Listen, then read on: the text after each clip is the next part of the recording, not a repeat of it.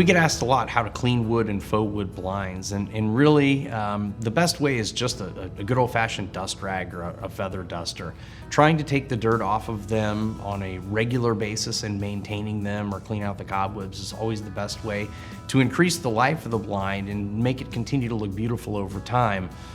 We get questions about people putting them in a bathtub or taking them to a car wash, and we don't recommend that at all. They weren't really intended to be cleaned that way. They weren't really meant to be taken out of the window and cleaned.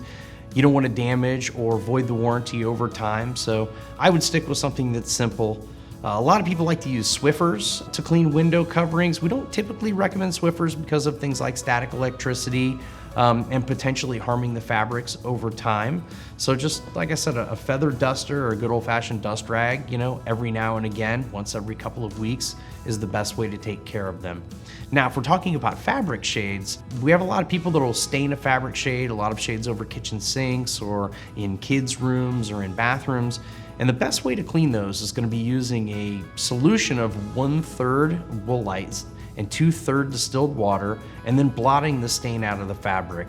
That should be good for rust, red wine, blood, kids' food, adults' food, anything that might get on your shade, make it dirty over time, make it look dingy over time. Those work really, really well to spot clean and remove the stains.